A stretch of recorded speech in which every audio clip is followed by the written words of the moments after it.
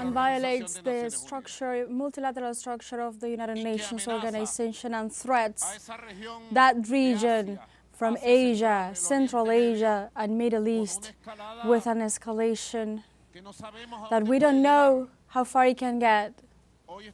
Today we were seeing the debate on the United Nations Security Council with Foreign Minister Ivan Hill, and you see that, like Ali would say, between sadness and hope, between the sadness that the United Nations is dying, like the United Nations society died before the path of Hitler. Hitler managed to dissolve the mechanisms of the United Society, a multilateral organization, the first of the humanity created before the United Nations. Hitler was fed up. You need to learn the story, the history of humanity. Many of you know this. Hitler was armed and strengthened with the money and wealthiness of the UK, United Kingdom Empire. You know how much impact the Nazi Party had in the circles of power of the monarchy and political circles of the Great Britain, of England. That is no secret. It is very easy to find. There's the path, and they encouraged us from London, from Paris, and from the United States, the great capital of the United States, that bet on the Nazi Party, gambled.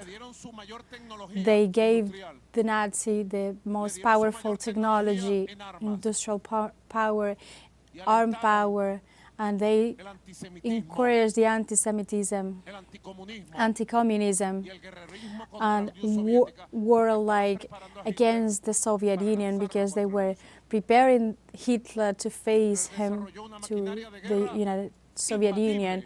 Hitler had a powerful machinery, perhaps the only one in the history of humanity.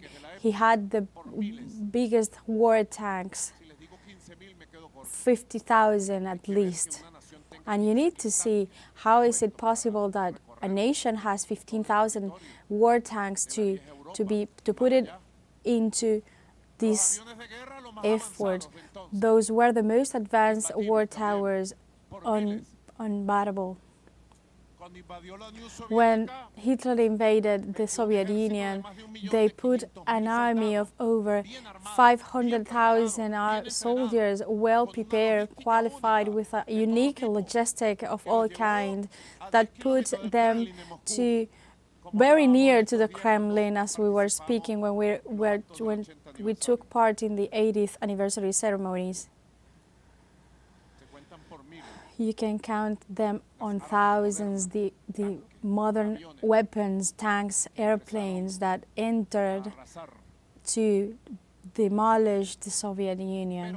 But before that moment arrived, who were the ones who encouraged Hitler to do so? Let's make a reflection, an honest reflection on this. I am a Christian man from God, Jesus Christ, Catholic ever since I was born, and I was baptized in the church, San Pedro Church. There was the site where I was baptized, being a little boy of 12 years old, born in Caracas and baptized in Caracas with a mother and a father, Christian mother and father. She taught me to learn the Bible. I am a Christian man, but on my blood there is Jewish blood. From the Jewish, the authentic Jewish, from the 12 tribes of Moses. those Jewish from the tribes that are not the ones who are leading Israel. Netanyahu is not a real Jewish. He is like something turned into that came from Colombia. For those who like to speak about religion, this is not a conflict. This is not a religious matter. The conflict that is going on today from the foundation of the State of Israel is a conflict, a geopolitical conflict, because that state was created to conquer the whole Middle East and Central Asia and took their wealthiness from them and conquer their peoples. This is a project, a Zionist project, that they say that they are coming from the Jordan River and beyond. So Hitler, Europe, did the same with him, and the West is doing the same now with Netanyahu. From Venezuela we say this, and no one is going to avoid that our voices sounds here and there, and the peoples of the world need to wake up with a conscience, because the world needs peace, harmony, dialogue between civilizations, understanding. From Venezuela we say no to the war, no to fascism, no to the new Nazi fascism. No, we need peace, harmony, dialogue between civilizations, respect for the international law, respect for the United Nations. That's how they encourage Hitler. The story is very long. Yesterday I was speaking to Jorge Rodriguez and we were saying Hitler took power in 1933, and at what year are we in compare? And he said perhaps in the 36, and I said to him perhaps we are entering in the 1939, because what happened on the year 39, the complicit relation between London and Paris and Washington allowed Hitler to join to Czechoslovakia, allowed that Hitler joined Poland, and before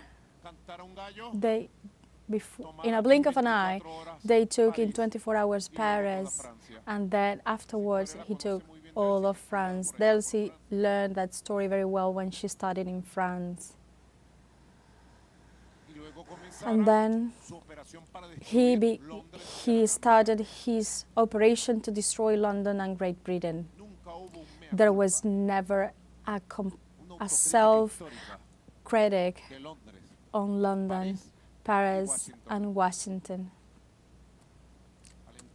They encouraged for Hitler to destroy the Soviet Union, to destroy that beautiful project of socialism that unified all the countries of Eurasia, and that managed a historical miracle in matters of education, culture, technology, industrial, agriculture, the index of development, of human development, economic, in all ways from the Soviet Union for that year that it was invaded by Hitler, were the highest of the world at that moment. That was a miracle. There was never a realization of the guilt. 80 years later, when we are celebrating the victory over Nazism and Hitler, when the world celebrates a great victory in the face of militarism, of fascism, of Japan that invaded China, Vietnam, and all the peoples of Asia, the story and the history repeats itself again. The history repeats itself again. Netanyahu has been allowed to massacre West Bank, Palestine. They have armed the people. They have given them warplanes, missiles to kill children, women, men, all elderly people. The humanity and the United Nations and all the international organizations have call this? In the face of the destruction of the 80% of the householding, the schools, churches of the Gaza Strip, and the murder of thousands of women and men, innocent women and men in all of its ways. By social media, we have seen for the very first time in history a genocide in real time against the people of Palestine, transmitted, broadcasted live. United Nations has allowed the bombardment and destruction of Beirut and Lebanon. They have allowed the bombardment and destruction of Syria. Every day they allow the bombardment of the Arab people of Yemen. And now also they are going to look aside. What is Berlin saying? What is Paris saying? What is London saying? What is Washington saying? Are they going to keep encouraging the Hitler of the 21st century that is hurting the noble and pacific people of the Republic of Iran? Well, I say the people of Venezuela, Bolivarian people, humanist, Pacific, says no to war. This is madness needs to stop. And we ratify in a firm way our absolute solidarity with the people of the Republic of Iran, Islamic Republic of Iran, with the people of Palestine, with the people of Syria, of Lebanon, of Yemen, and with all the peoples, Muslim peoples, and the Arab peoples, and the peoples of the world. Our solidarity, absolute solidarity, and firm solidarity, and the search for peace. I have seen the declarations of President Putin and the Foreign Affairs Ministry of China. I've seen the statements of the Foreign Affairs Ministry of several countries, Saudi Arabia, United Arab Emirates, Kuwait, Lebanon, in Latin America, from Brazil, Mexico, Venezuela, Cuba, Nicaragua, Bolivia. The ALBA TCP also released a powerful statement, as always, at the head of the struggles for peace. And I think the path is slow. I also saw a statement from the Qatar, from Asia as well. But I've seen statements truly disappointing, to say a decent word, from Emmanuel Macron, from Merz, from Starmer, once again, Berlin, Paris, and London. The history repeats itself again. The history repeats itself because it is like a vision that they had of a world turn. They can't accept that there is another world in motion. This is the first great war of the new world that is been burning.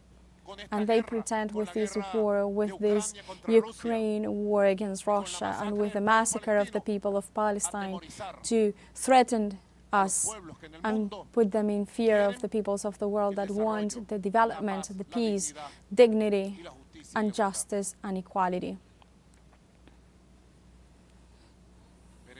We will see what is going on, the upcoming events, and I ask God, oh Lord, your blessing for the people of Iran and for the peoples of the world. And from Caracas I say, as a descendant of Jewish men and women, to the people of Israel,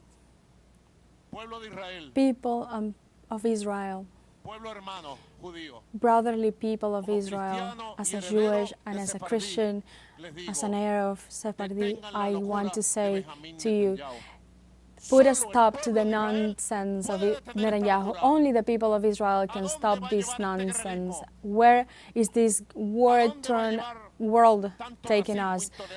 What is going to happen with so much hatred, with racism, violence? he believes that with missiles and bombs they are going to subject the people and the will of the peoples of the world. Where all of this destruction going to take us. You should stop this war against the people of Palestine, Lebanon, Syria, against the people of Yemen, against the noble people of the Islamic Republic of Iran. The ball is on the run. On the side of the people of Israel, the Jewish people. You need to put an end to this criminal war. In the meantime, we from Venezuela, from Latin America and the Caribbean, we will keep uniting our forces to move forward through the only path we have, the path of peace, justice, equality, peace with democracy, peace with independence. Well, I wanted to give a little greeting to this workshop of planification of the 7 transformations. How did we call it yesterday, Delcy? Well, workshop of the 7T for the transformative action, transformative simultaneously action, which is more pretty, and besides this action, transformative action with the people, everything. Without the people, nothing.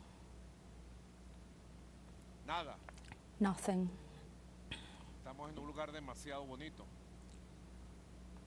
We are in a beautiful place.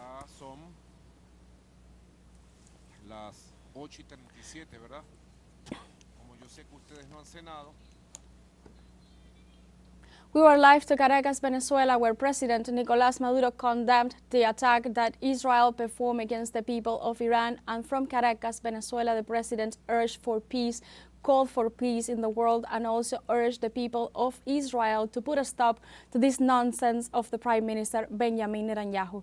This is all for the moment, but stay tuned with teleSUR English for more information on this matter.